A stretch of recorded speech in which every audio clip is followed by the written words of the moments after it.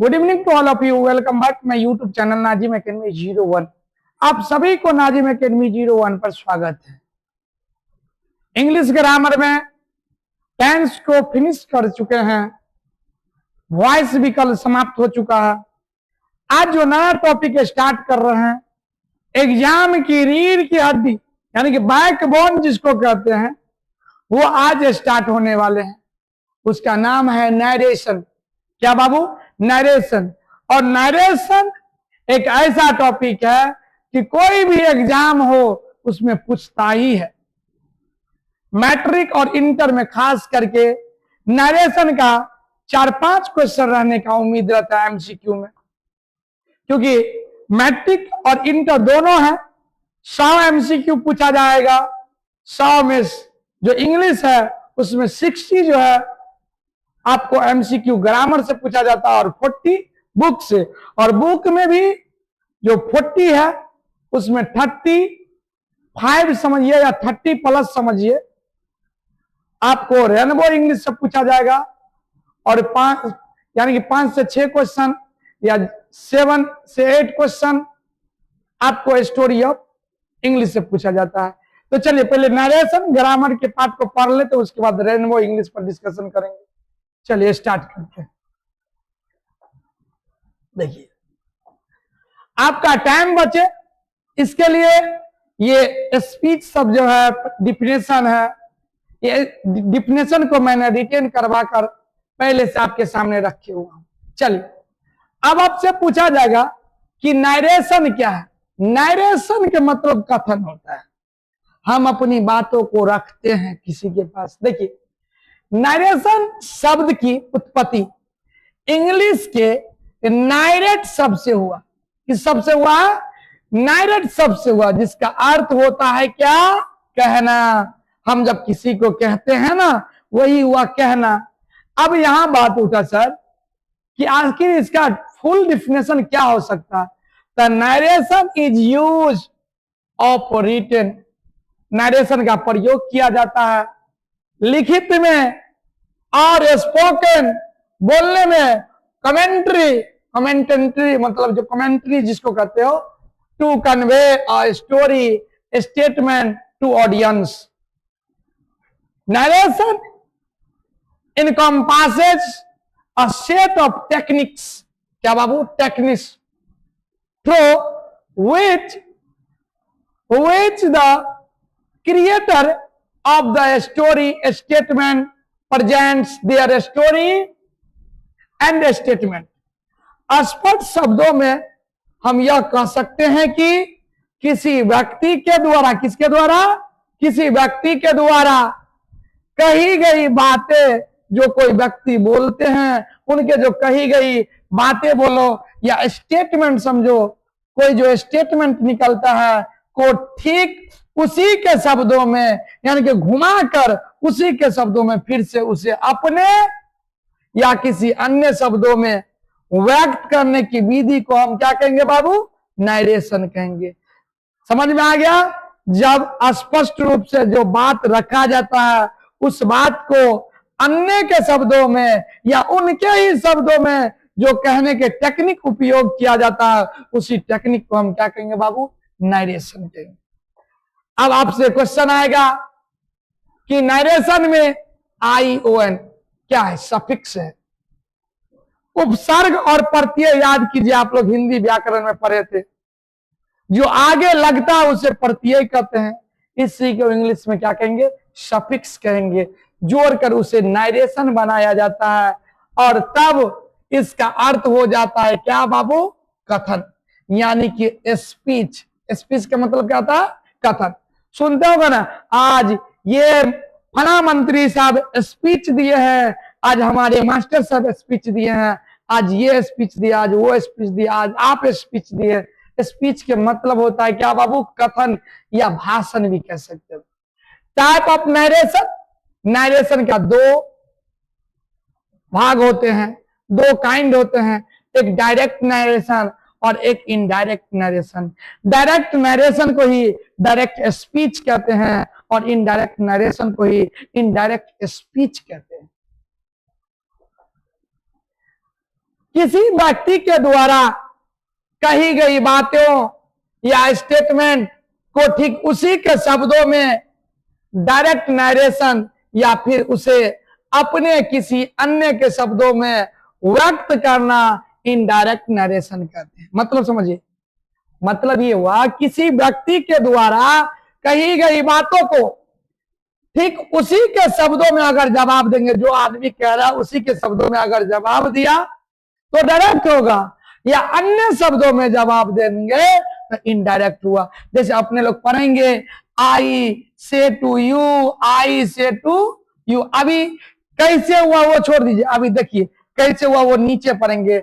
I say to you comma inverted comma she is very good, very good.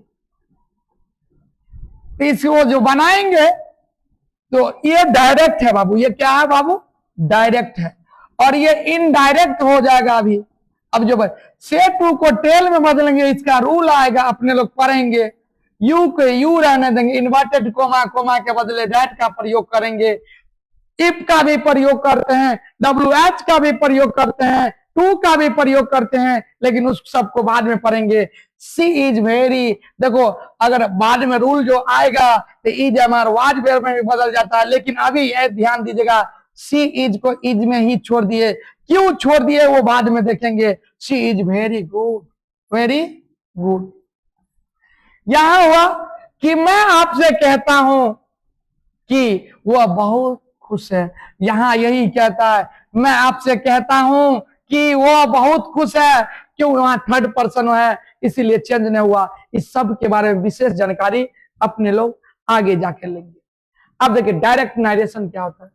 When the speech और expression of someone, किसी का भी भाषण हो, कथन हो, भावना हो, is placed in the form of he said, जैसा कहता अगर वैसा ही रहे उसको क्या कहेंगे, डायरेक्ट स्पीच। वही बात है, देखो फॉर्म ऑफ द स्पीच और narration is direct, it is called direct speech. ये मतलब जो बात कहता है वो बात हूबहू वही रहे तो वो डायरेक्ट स्पीच कहलाएगा। लेकिन बात अगर अन्य शब्दों में दिया जाता है तो वो इनडायरेक्ट कहलाएगा। जैसे मान लीजिए, इसमें ध्यान दीजिएगा, डायरेक्ट स्पीच वक्ता, वक्ता माने बोलने वाला की बात को कहने की उस विधि को कहते हैं जिसमें वक्ता के वास्तविक शब्दों को इन्वर्टेड कोमा के अंदर रखा जाता है। अभी हम बोले थे ना इन्वर्टेड कोमा, कोमा के बदले डैट का प्रयोग, तो वो सब बाद में पढ़ेंगे। ये बात समझिए कि ये कहाँ रहता है सर, तो ये ध्यान दीजिएगा, वक्ता के वास्तविक शब्दों को इन्वर्टेड कोमा के अंदर रखा जाता है। कोई दिक्कत? स्पष्ट शब्दों में हम यह कह सकते हैं कि किसी व्यक्ति के द्वारा कही गई बातों, किसी व्यक्ति जैसे आप ही हैं, हम हैं, कोई है, सर है, टीचर है, कुछ भी हो, तो कोई भी जो नेता है, मंत्री है, वो जो बात कहते हैं वो प्रत्यक्ष रूप से या ठीक उसी के शब्दों में व्यक्त करने की विधि को हम क्या कहेंगे बाबू, डायरेक्ट स्पीच कहेंगे या डायरेक्ट नरेशन कहेंगे। ध्यान दीजिए, इसे आपको समझना, इसे याद नहीं करना। ये परिभाषा आपके एग्जाम में नहीं पूछा जाएगा, सॉरी बाबू।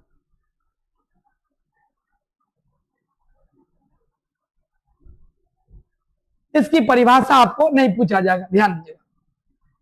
एग्जाम्पल में देखिए, द गेट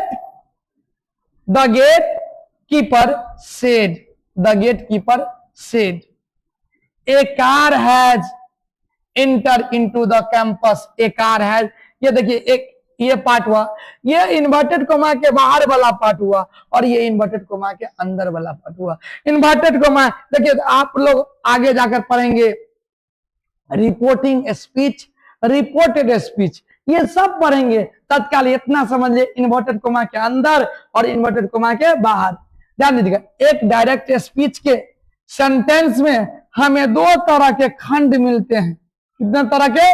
दो। ध्यान दीजिएगा, एक जो इन्वर्टेड कोमा के अंदर होता है जो इन्वर्टेड कोमा कीजिए जो अंदर है, ये देखिए ये है इन्वर्टेड कोमा, ये है ना इन्वर्टेड कोमा, ये जो अंदर है वो क्या कहलाएगा? Reported speech. तो इसी में जो वर्ब होगा वो रिपोर्टेड वर्ब होगा, उसी में जो ऑब्जेक्ट होगा रिपोर्टेड ऑब्जेक्ट होगा, इसी में जो सब्जेक्ट होगा रिपोर्टेड सब्जेक्ट होगा। कोई दिक्कत? और दूसरा जो इन्वर्टेड कोमा के बाहर है, यानी कि ये जो द गेट कीपर है, द गेट कीपर है, वो इन्वर्टेड कोमा के देखिए इधर है, बाया से लेफ्ट साइड है, वो क्या कहलाएगा? रिपोर्टिंग स्पीच कहलाएगा। क्या कहलाएगा बाबू? Reporting speech. यहां ध्यान पूर्वक देखिए, द गेटमैन या द गेट कीपर सेड, हमने बोला था ना, यहां पर देखिए गौर कीजिए, ये क्या है बाबू? रिपोर्टेड स्पीच है, ध्यान दीजिएगा, सॉरी रिपोर्टिंग स्पीच है। और a car has enter into the campus, ये क्या है? Reported speech. क्या बाबू? Reported speech. ध्यान दीजिएगा, डायरेक्ट नरेशन के उस भाग को जो इन्वर्टेड कोमा के अंदर होता है, जो इन्वर्टेड कोमा के अंदर होता है, अर्थात वक्ता की मूल उक्ति या स्पीच होती है, उसे ही रिपोर्टेड स्पीच कहते हैं। जो इन्वर्टेड कोमा के अंदर होता है उसे ही हम क्या कहेंगे बाबू? रिपोर्टेड स्पीच कहेंगे। डायरेक्ट नरेशन के उस भाग को जो इन्वर्टेड कोमा के बाहर होता है, जो इन्वर्टेड कोमा, यहां पर गौर से देखिए, ये इन्वर्टेड कोमा के अंदर है, ये इन्वर्टेड कोमा के अंदर है, इसीलिए क्या कहलाया? रिपोर्टेड स्पीच कहलाया। और ये इन्वर्टेड कोमा के बाहर है, इसीलिए ये क्या कहलाएगा? तो रिपोर्टिंग स्पीच कहलाएगा। क्या कहलाएगा बाबू? रिपोर्टिंग स्पीच कहलाएगा। किसी को कोई प्रॉब्लम? चलिए ध्यान दीजिए, रिपोर्टिंग स्पीच में से रहेगा, सेज रहेगा, सेड रहेगा, आस्क रहेगा, इत्यादि कुछ वर्ब होते हैं। अब आगे पढ़ेंगे, से रहेगा, से टू भी हो सकता है, सेज टू भी हो सकता है, सेड टू भी हो सकता है, ये तमाम रहेंगे जो पढ़ेंगे, जिसे हम रिपोर्टिंग वर्ब कहते हैं। यही रिपोर्टेड स्पीच के कर्ता को इंट्रोड्यूस करता है, यानी कि इसको बताता है, रिपोर्टिंग स्पीच के जो कर्ता होता है उसके बारे में बताता है। अब रिपोर्टिंग स्पीच में रिपोर्टिंग वर्ब क्या सब हो सकता है बाबू? से, सेड, सेड, आस्क के बाद टू प्लस नाउन या प्रनाउन कुछ भी हो सकता है। जैसे देखिए, आई सेड टू यू, तो ये तो प्रनाउन है, लेकिन आई सेड टू राम, मैंने राम से कहा, तो राम तो नाउन है। राम क्या बाबू? नाउन है। यू क्या है? प्रनाउन। इसीलिए यहां लिखा गया है नाउन या प्रनाउन भी वर्ब के ऑब्जेक्ट के रूप में, किसके रूप में? ये ऑब्जेक्ट के रूप में, चाहे प्रनाउन भी हो सकता है या तो नाउन भी हो सकता है, के रूप में आ सकती है, जिसे हम रिपोर्टिंग ऑब्जेक्ट कहते हैं। क्या बोले थे ना अभी? हम जस्ट अभी बोले बाबू कि जो भी इन्वर्टेड कोमा के अंदर है, सबसे पहले इन्वर्टेड कोमा को क्या कहेंगे? तो रिपोर्टेड स्पीच कहेंगे। क्या कहेंगे बाबू? तो इन्वर्टेड कोमा के अंदर में जो भी हो, सब्जेक्ट हो तो रिपोर्टेड सब्जेक्ट, वर्ब हो तो रिपोर्टेड वर्ब, ऑब्जेक्ट हो तो रिपोर्टेड ऑब्जेक्ट। उसी तरह इन्वर्टेड कोमा के जब बाहर हो, यानी कि लेफ्ट साइड, उसमें सब्जेक्ट हो तो रिपोर्टिंग सब्जेक्ट, वर्ब हो तो रिपोर्टिंग वर्ब, ऑब्जेक्ट हो तो रिपोर्टिंग ऑब्जेक्ट। ठीक है बाबू? चलिए अब यहां देखते हैं, the gate keeper said to me a car has enter into the campus. गौर कीजिएगा, आगे रूल पढ़ेंगे, ये सेड टू को बदल देंगे टोल्ड में। किस में बदल देंगे? टोल्ड में। ये बाद में पढ़ेंगे, अब ये पढ़ना है कि ये सेड को क्या कहेंगे, ये मी को क्या कहेंगे, और ये गेटमैन को हम क्या कहेंगे। इतना ही बात को समझना है आपको। तो हम सेड को रिपोर्ट, सबसे पहले देखिए, आप ही लोग से क्वेश्चन करते हैं, इन्वर्टेड कोमा के बाहर है ना, जब इन्वर्टेड कोमा के बाहर हो तो रिपोर्टिंग, याद करेंगे क्या? रिपोर्टिंग। तो रिपोर्टिंग ये वर्ब है, तो क्या कहेंगे? Reporting verb. क्या कहेंगे बाबू? Reporting verb. ये सब्जेक्ट है तो रिपोर्टिंग सब्जेक्ट, ये ऑब्जेक्ट है तो रिपोर्टिंग ऑब्जेक्ट। तो यहां पर देखिए, ध्यान से देखिए, रिपोर्टिंग सब्जेक्ट है, रिपोर्टिंग वर्ब है, रिपोर्टिंग ऑब्जेक्ट है। उसी तरह ये जो है ना, ये क्या हुआ? रिपोर्टेड सब्जेक्ट, ये क्या हुआ? रिपोर्टेड वर्ब, ये क्या हुआ? Reported object. यानी कि इनटू द कैंपस है, रिपोर्टेड ऑब्जेक्ट में कुछ ऐसा रहता, गाड़ी चलाना, तो गाड़ी क्या कहलाता? रिपोर्टेड स्पीच कहलाता। और ये रिपोर्टिंग स्पीच है। चलिए आगे पढ़ते हैं, ध्यान दीजिएगा। देखिए ये जो ऑफलाइन की कोचिंग है, ऑफलाइन की कोचिंग कॉन्फिडेंस कोचिंग सेंटर है। क्या कौन सा coaching centre? Confidence coaching centre है। लेकिन ऑनलाइन पर नाजिम एकेडमी 0 रखा गया है। अगर ऑफलाइन के भी बैच जो बाजितपुर के करीब में है, वो बाजितपुर में आकर आप कर सकते हैं और आप डेमो क्लास लेकर देखिए। आप डेमो क्लास 1-2 रोज आइए, पढ़िए, अच्छा लगे तो पढ़ना है। सबसे पहले पढ़ाई करके देखना है। पढ़ाई करने से होता है, अच्छा लगाने से होता है। हम अगर आपको कोई बात समझा रहे हैं, अगर समझ में नहीं आता तो आपका क्वेश्चन करने का 100% हक है, आपका यह अधिकार है, आपका राइट बनता है कि आप अपने गुरु से क्वेश्चन करें। ये जरूरी नहीं कि मैं ऑनलाइन पढ़ूं तो आपके क्वेश्चन को जवाब नहीं दूंगा, हर क्वेश्चन का जवाब दूंगा। आप क्वेश्चन करें, कमेंट किया करें। चलिए, डायरेक्ट नरेशन किसे कहते हैं? तो व्हेन द स्पीच और एक्सप्रेशन, देखो जब कोई कथन हो या भावना हो किसी का, is place into the form of he said, the form of the speech और narration is direct, it is called direct narration, it is called direct narration. यहां मतलब समझिए, डायरेक्ट स्पीच वक्ता की बात को कहने की उस विधि को कहते हैं, वक्ता के बात को कहने के उस विधि को कहते हैं जिसमें वक्ता के वास्तविक शब्दों को इन्वर्टेड कोमा के अंदर, इन्वर्टेड कोमा के अंदर रखा जाता है। किसके अंदर रखा जाता है? इन्वर्टेड कोमा के अंदर रखा जाता है। स्पष्ट शब्दों में हम यह कह सकते हैं कि किसी व्यक्ति के द्वारा कही गई बातों, किसी व्यक्ति के द्वारा कही गई बातों को प्रत्यक्ष रूप से सुने होंगे। प्रत्यक्ष किसको कहते हैं? डायरेक्ट रूप से। डायरेक्ट इनडायरेक्ट नहीं सुनते होंगे। आप हमसे डायरेक्ट आए थे मिलने के लिए, कभी कभी इनडायरेक्ट होता है, आपके पिता आए उसके साथ आप आए तो इनडायरेक्ट हुआ। आप डायरेक्ट हमसे मिले तो वो डायरेक्ट होता है। क्या होता बाबू? तो डायरेक्ट होता है। ध्यान दीजिएगा बाबू। चलिए आगे, इसका एग्जाम्पल देखिए। The gate keeper say a car has entered into the campus. और कीजिएगा, एक डायरेक्ट स्पीच के सेंटेंस में हमें 2 तरह के खंड देखने को मिलता है। एक रिपोर्टेड स्पीच जो पहले समझा दिए थे, और एक रिपोर्टिंग स्पीच। जो रिपोर्टेड स्पीच है बाबू वो इन्वर्टेड कोमा के अंदर, ये पहले भी बताए थे, और जो रिपोर्टिंग स्पीच है वो इन्वर्टेड कोमा के बाहर है। देखिए वही बात है का, इन्वर्टेड कोमा के अंदर रिपोर्टेड स्पीच हुआ, ये इन्वर्टेड कोमा के बाहर है तो रिपोर्टिंग स्पीच हुआ। गौर करेंगे यहाँ डायरेक्ट नरेशन के उस भाग को जो इन्वर्टेड कोमा के अंदर होता है, अर्थात जो वक्ता की मूल उक्ति स्पीच होती है, उसे ही रिपोर्टेड स्पीच कहते हैं। मतलब समझो, कहता डायरेक्ट नरेशन के उस भाग जो इन्वर्टेड कोमा के अंदर होता है, वो तो शॉर्ट में समझ गए।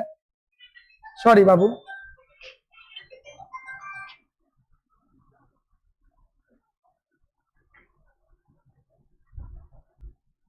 सॉरी बाबू, इशू हो गया था इसलिए रुक गए थे बीच में। चल ध्यान देंगे, अकेले है तो सब कुछ देखना पड़ता है, इसीलिए रुक जाते हैं बीच बीच में। खैर चलिए यहां तक थे। चलिए, डायरेक्ट नरेशन के उस भाग जो इन्वर्टेड कोमा के बाहर होता है, अर्थात जो वक्ता की मूल उक्ति होता है, यानी कि मूल बात क्या होता है, वो इन्वर्टेड कोमा के अंदर ही होता है। प्रस्तुत रिपोर्ट करता है, उसे यहाँ क्या कहेंगे? रिपोर्टिंग स्पीच कहेंगे। क्या कहेंगे बाबू? रिपोर्टिंग स्पीच कहेंगे। गौर करो, रिपोर्टिंग स्पीच में से, सेज, सेड एंड आस्क इत्यादि कुछ वर्ब्स होते हैं जिसे हम रिपोर्टिंग वर्ब कहते हैं। यदि यही रिपोर्टिंग स्पीच के कर्ता को इंट्रोड्यूस करता, क्या करता बाबू? इंट्रोड्यूस करता। सॉरी, ये सब हो चुका, ये सब हो चुका था। अब अपने लोग आगे इनडायरेक्ट, इसमें आगे इनडायरेक्ट। हाँ ये हो चुका है। चलिए, इनडायरेक्ट नरेशन किसे कहते हैं? जब बात को जो है ना उसी के लफ्जों में नहीं देकर थोड़ा बात को घुमा दिया जाए, यानी कि साइन वगैरह बदल कर हम जो काम करते हैं, जब वो हम बनाते हैं, उसे इनडायरेक्ट स्पीच कहते हैं। गौर कीजिए, when the speech of someone,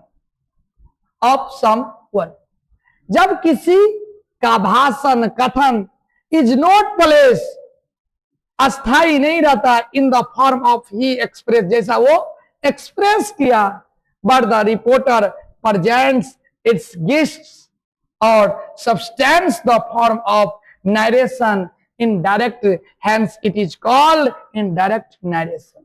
indirect speech वक्ता की बात को कहने की उस विधि को कहते हैं जिसमें वक्ता के वास्तविक शब्दों का प्रयोग न करके उसका सारांश या भाव व्यक्त किया जाता है, उसे हम क्या कहेंगे बाबू? तो इनडायरेक्ट नरेशन।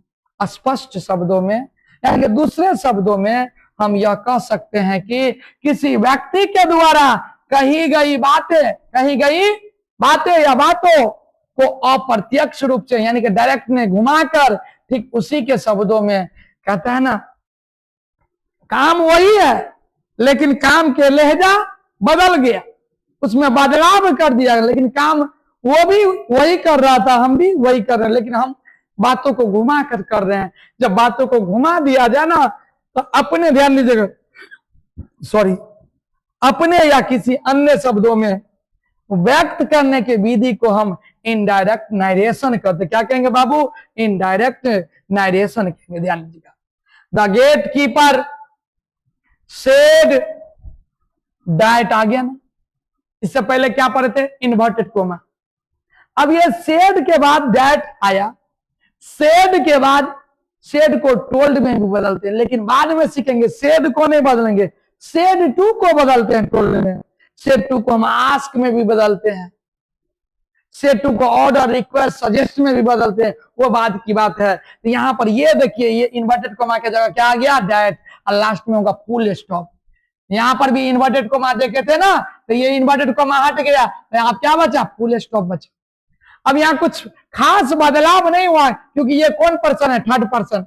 आपको अभी समझाया जाएगा आगे, सन बटा 1 2 3, फर्स्ट पर्सन सब्जेक्ट के अनुसार, सेकंड पर्सन ऑब्जेक्ट के अनुसार, सन नो चेंज, यानी कि थर्ड पर्सन नो चेंज, ये बाद में पढ़ेंगे। चलिए, एक इनडायरेक्ट स्पीच के सेंटेंस में हमें देखने को मिलता है, क्या देखने को मिलता है? कि रिपोर्टेड स्पीच को इन्वर्टेड कोमा के अंदर नहीं रखा जाता है। रिपोर्टेड स्पीच को इन्वर्टेड कोमा के अंदर देखने को नहीं मिलता है, यानी कि ये डायरेक्ट स्पीच में मिलता है कि रिपोर्टेड जो स्पीच है, रिपोर्टेड स्पीच को हम कहां रखेंगे? इन्वर्टेड कोमा के अंदर। लेकिन इनडायरेक्ट स्पीच में इन्वर्टेड कोमा से बाहर कर दिया जाता है, इन्वर्टेड कोमा के जगह दैट का प्रयोग कर लिया जाता है, कभी इफ का प्रयोग कर लिया जाता है, कभी टू का प्रयोग कर लिया जाता है, लेकिन ये बाहर हो जाता है। ध्यान दीजिएगा आगे, रिपोर्टिंग वर्ब के बाद कोमा, जिसको कोमा कहते हैं, कोमा का प्रयोग नहीं होता है। रिपोर्टिंग जो वर्ब होता है उसके बाद कोमा का प्रयोग नहीं होता है। रिपोर्टेड स्पीच में वर्ब के टेंस के मुताबिक अब आगे पढ़ेंगे, V1 को V2 में बदल देंगे, V2 को V3 में बदल देंगे, कैन को कुड में, शैल को शुड में, विल को वुड में। ये कब बदलेंगे? ये सबके सब पढ़ेंगे। ध्यान दीजिएगा, transformation of direct indirect narration. गौर कीजिएगा, डायरेक्ट स्पीच को इनडायरेक्ट स्पीच में बदलने के रूल मुख्य रूप से रिपोर्टेड स्पीच, यानी कि इन्वर्टेड कोमा के अंदर वाले सेंटेंस के सेंटेंस स्ट्रक्चर पर ही डिपेंड करते हैं। किस पर डिपेंड करते हैं? अब ध्यान दीजिए, सेंटेंस आप लोग को बताए थे कि नरेशन में सेंटेंस पढ़ाएंगे। सेंटेंस क्या है? A group of word, a group of letter नहीं, a group of letter which complete since is called word। वो word हुआ, लेकिन जब बहुत सारे शब्दों को मिलाकर एक सेंटेंस बनाया जाता है, बहुत सारे शब्दों, जैसे a group of word which makes a complete since, complete मतलब समझा? अब शब्द मिला दिए, जैसे आप मान लीजिए बोलेंगे she is good, तो ये एक सेंटेंस बना, क्योंकि कंप्लीट वर्ड है और कंप्लीट वर्ड से कंप्लीट अर्थ निकलता है। लेकिन यही वर्ड को मैं उल्टा दूं, गुड, इज, सी, तो ये कोई सेंटेंस नहीं बना। इसीलिए कहा गया है a group of word which complete sense is called sentence. How many kinds of sentence? There are 5 kinds of sentence. First, assertive sentence. Second, interrogative sentence. Third, imperative sentence. Fourth, optative sentence. और fifth में exclamatory sentence. What is assertive sentence? What is interrogative sentence? A sentence that asks a question. ऐसा sentence जिसमें प्रश्न पूछा जाता है वो interrogative sentence होगा।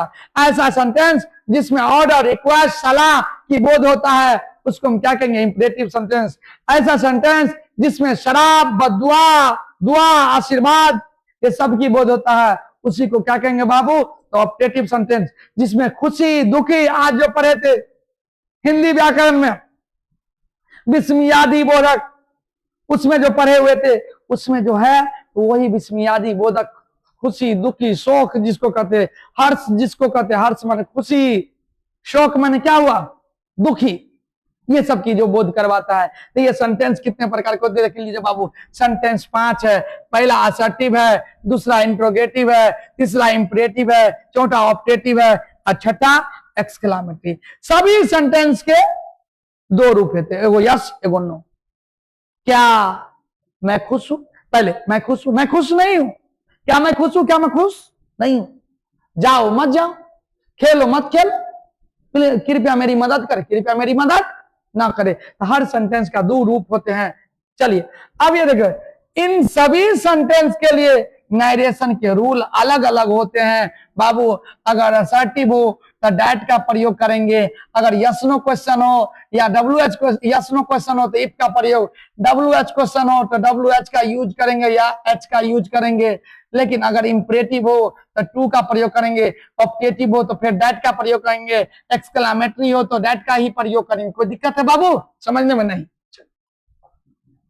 अब आगे पढ़ते हैं, ध्यान दीजिएगा। असर्टिव सेंटेंस क्या होता है?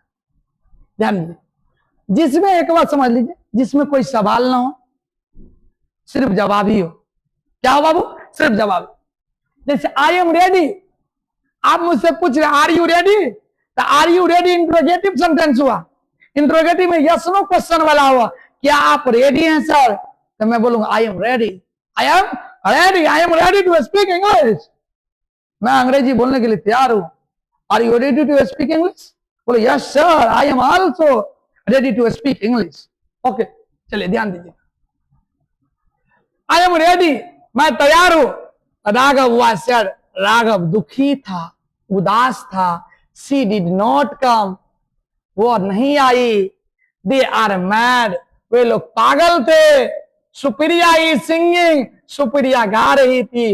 We are finding a job, हम लोग नौकरी खोज रहे थे, जॉब खोज रहे थे। Ram is a doctor, Ram doctor है। वी आर इल, हम लोग बीमार हैं। आई एम वेरी बिजी, मैं बहुत बिजी हूं, मैं बहुत व्यस्त हूं। समझ में आया? तो मैं बहुत व्यस्त हूं। ये सब में सब कहीं ना कहीं जवाब दे रहा है। देखिए, ये एक भी ऐसा सेंटेंस नहीं है जिसमें ये क्वेश्चन कर रहा है। असर्टिव सेंटेंस को डायरेक्ट से इनडायरेक्ट स्पीच में बदलने का रूल्स निम्न है, ध्यान दीजिएगा। अगर से टू रहे तो टेल में बदलेंगे बाबू, सेज टू रहे तो टेल्स में बदलेंगे, और सेड टू रहे, ध्यान दीजिएगा, अगर से रहे तो से को से में बदल देंगे, सेज रहे तो सेज रहे तो सेज को सेज में ही बदल देंगे बाबू। लेकिन जैसे ही से टू लग गया तो बदल जाएगा टेल में, सेज टू लग गया तो बदल जाएगा टेल्स में। और सेड टू रहे, सीधे सेड रहे तो सेड को सेडे में बदल देंगे। लेकिन सेड टू रहे, क्या रहे बाबू? सेड टू, तो बदल देंगे किस में बाबू? टोल्ड में। किस में? टोल्ड में। किसी को कोई प्रॉब्लम नहीं। चलिए ध्यान दीजिएगा, सेड टू को टोल्ड में बदलिए, देख रहे ना, नॉट ऑब्जेक्ट के ना रहने पर, कभी कभी होता क्या है कि ऑब्जेक्ट नहीं है, ना रहने पर रिपोर्टिंग भर में कोई बदलाव नहीं आता है, कोई बदलाव नहीं आता। जैसे Ram said, you said, I said, she said, he said, Sita said, ये जी सेड है, सेड के बाद कोई है, लेकिन I said to you, I said to me, sorry, you said to me, he said to me, Ram said to her. तो said to के बाद आया टू, तो ऑब्जेक्ट आता है, तो ऑब्जेक्ट आएगा तो बदलाव होगा, ऑब्जेक्ट नहीं आएगा तो बदलाव नहीं होगा। और कोमा, इन्वर्टेड कोमा के बदले क्या चीज का प्रयोग होगा? डैट का। क्यों? क्योंकि ये जो सेंटेंस अभी पढ़ना स्टार्ट किए हैं वो सेंटेंस क्या है बाबू? असर्टिव सेंटेंस है। असर्टिव सेंटेंस में इन्वर्टेड कोमा के जगह हम डैट का प्रयोग करेंगे। देखिए, डायरेक्ट स्पीच से इनडायरेक्ट स्पीच में बदलते समय रिपोर्टेड स्पीच के प्रनाउन, किसके प्रनाउन बाबू? रिपोर्टेड स्पीच के प्रनाउन का परिवर्तन इस प्रकार होते हैं। फर्स्ट पर्सन में कौन आ गया? आई और वी। सेकेंड पर्सन में एक ही आता है यू। यू का 5 भाई याद है ना? You, your, your, you, your, yours, you, your self, your self. Third person में ही, सी, इट, आई, प्लूरल में आ गया, तो इसको नो चेंज। इसमें जब भी आपको मतलब इन्वर्टेड कोमा के अंदर में क्या बाबू? इन्वर्टेड कोमा के अंदर में अगर ही रहे तो ही को ही में छोड़ देंगे, सी रहे तो सी को सी में ही छोड़ देंगे, इट रहे तो इट को इट में ही छोड़ देंगे, दे रहे तो देखो दे में ही छोड़ देंगे। यानी कि रिपोर्टेड स्पीच में सब्जेक्ट के रूप में हो, ऑब्जेक्ट के रूप में हो, प्रोनाउन के रूप में हो, एडजेक्टिव के रूप में हो, जिसके भी रूप में हो। एक मिनट, सॉरी बाबू।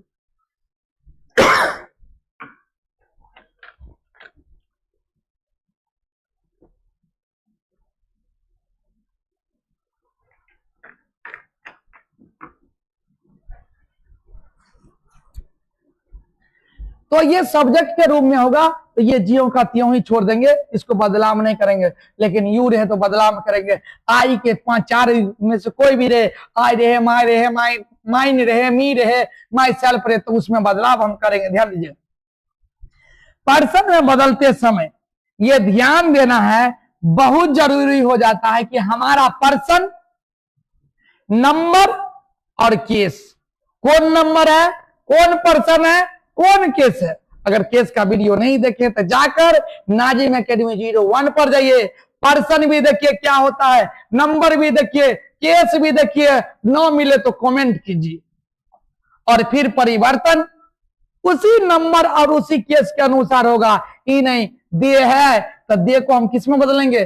दे में बदलेंगे। मान लीजिए एक बात करते हैं, यहाँ दे को बदलना है, यहाँ ही में बदलना, तो ही और दे में फर्क है ना बाबू, तो इसको इसमें बदलेंगे। ध्यान दीजिएगा, जैसे यहाँ पर कुछ बदलाव दे दिए, आई है, देखिए माई है, माइन है, मी है, चाहे ये ध्यान दीजिए, फर्स्ट पर्सन है, ये फर्स्ट पर्सन, ये सिंगुलर नंबर है, और ये प्लूरल नंबर, ये जो नीचे में वी है वो प्लूरल नंबर है। तो देखिए, जो सब्जेक्ट के रूप में होता है वो नॉमिनेटिव केस, जो अधिकार बताते, यानी कि समझिए संबंध को बताता है। यह कलम मेरा है, यह कलम मेरा है, तो मेरे के साथ अधिकार सॉरी संबंध बताया। जब अधिकार बताएगा, अधिकार के लिए देखिए माइन, योर्स हो जाएगा, सॉरी योर्स का तो सेकंड पर्सन हो गया, आवर्स हो जाएगा, और आई का मी हो जाएगा, और वी का अस हो जाएगा। किसी भाई को कोई प्रॉब्लम, किसी भाई को कोई अगर प्रॉब्लम हो तो आप लोग बड़े भाई समझ के कमेंट जरूर किया करें और पूछा करें हमको। यू, योर, योर्स और यू।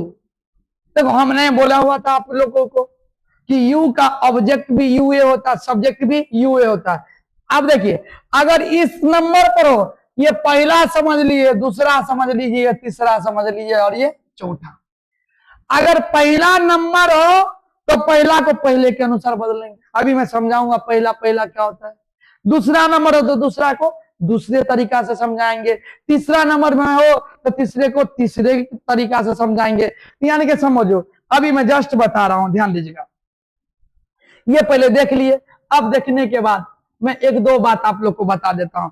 उसके बाद फिर कल टॉपिक जो इसी के टॉपिक डे 2 जो लेंगे, आज तो इसके बारे में हम आपको जानकारी दी है कि ये नरेशन क्या होता है, ये कहां से आया, इसका अर्थ क्या होता है, इसमें क्या क्या चीज होता है। कल पॉइंट बाय पॉइंट पढ़ेंगे। चलिए, जैसे I said to you, I said to you, I said to you, comma inverted comma, she is buying this.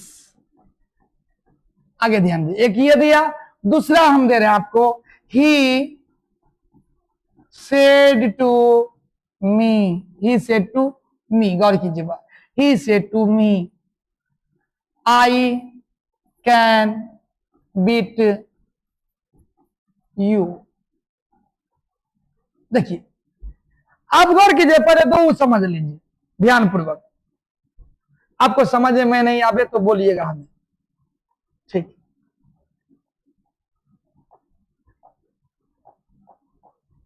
देखिए, आई अभी सेड टू आ गया, तो I told you, comma inverted coma के जगह क्या होगा बाबू, तो डैट का प्रयोग होगा। यहां तक समझ में आ गया। अब देखिए, ये पहला के रूप में है कि दूसरा कि तीसरा कि चौथा, था आपका जवाब है सर पहला है। तो सी कौन पर्सन है, थर्ड पर्सन, थर्ड पर्सन है तो चेंज नहीं करेंगे, जो है वो के वही रख देंगे, सी का सी ये हो जाएगा। इज हमारे आगे पढ़ेंगे रूल, इज हमारे को किस में बदल देंगे बाबू, वाज वेयर में, तो सी के साथ क्या लगेगा वाज, बाय को बाइये रहने देंगे, दिस को डैट में बदल देंगे, दिस को डैट में बदल देंगे, फुल स्टॉप देकर बात खत्म। अब देख दूसरा में देखिए, ही सेड टू मी, तो he told me that, he told me that, गौर कीजिएगा, ही टोल्ड मी डैट। अब ये जो आई है वो कौन पर्सन है, तो आई फर्स्ट पर्सन है। हमने क्या बोला कि फर्स्ट पर्सन को सब्जेक्ट के अनुसार, सब किसके सब्जेक्ट, फर्स्ट पर्सन किसके अंदर है, तो आप देखेंगे रिपोर्टेड स्पीच के अंदर है, और जो बदलेंगे वो किसके अनुसार, रिपोर्टिंग स्पीच के सब्जेक्ट के अनुसार। तो ये आई जो बदलेगा इसके सब्जेक्ट के अनुसार बदलेगा, तो इसके सब्जेक्ट में क्या है, ही, और ये पहला रूप है तो ही का सब्जेक्ट क्या होगा, ही ये होगा, कोई दिक्कत है बाबू। और कैन को में बदल देंगे बाबू, कुड में, बीट को बीटे रहने देंगे, बीट को बीट। अब सेकेंड पर्सन ऑब्जेक्ट के अनुसार, तो ये यू जो है ये सब्जेक्ट के रूप है, यानी कि सब्जेक्टिव केस है, नॉमिनेटिव जिसको कहते हैं, नॉमिनेटिव केस है कि पॉजेसिव केस है कि पॉजेसिव, सॉरी पॉजेसिव प्रोनाउन है या ऑब्जेक्टिव है केस है, गौर कीजिएगा। तो ये क्या ऑब्जेक्टिव केस है, तो यहाँ सेकंड पर्सन तो ऑब्जेक्ट के अनुसार बदलेंगे, तो मी तो क्या है, फर्स्ट मी के अनुसार मी का ऑब्जेक्ट क्या होगा, तो मी का सब्जेक्ट रहता तो आई हो जाता, लेकिन मी का ऑब्जेक्ट क्या होगा, तो मी ही होगा, क्या होगा बाबू, मी होगा। तो आज के लिए रहने दीजिए, आज के लिए इतना ही काफी है। कल से अपने लोग इस हर एक रूल के ऊपर पहाड़ करेंगे, बेहतरीन ढंग से बताएंगे, आपको कहीं भी दिक्कत नहीं होने देंगे। देखिए ये नरेशन है, थोड़ा सा लंबा टॉपिक है, ग्रामर के सबसे लंबा टॉपिक नरेशन ही हो जाता है। ट्रिक के माध्यम से पढ़ा सकते हैं, लेकिन कुछ तो पहले जानकारी ले लीजिए, उसके बाद ट्रिक के माध्यम ही चलाएंगे, क्योंकि नरेशन अगर पढ़ाने लगेंगे तो 10 दिन 15 दिन लग जाएगा, इसलिए ट्रिक ही चलाएंगे। लेकिन कुछ तो जो बेसिक मैटर है, जो बेसिक तथ्य है, स्टेटमेंट सब है, वो बात समझ लेंगे तो अपने लोग को पढ़ने में अच्छा हुआ। तो आज के लिए धन्यवाद, थैंक यू। लेकिन जाने से पहले हम तो हर वीडियो में नहीं बोलने चाहते हैं, लेकिन आप लोग नए चैनल है तो आप लोग नाजिम एकेडमी 01 को जरूर सपोर्ट कीजिए। देखिए आपके सपोर्ट से हम आपके सामने हर रोज दिखेंगे, और आप चाहेंगे, आप स्टूडेंट अगर चाह लिए तो हमेशा के लिए दिखेंगे। थैंक यू, धन्यवाद।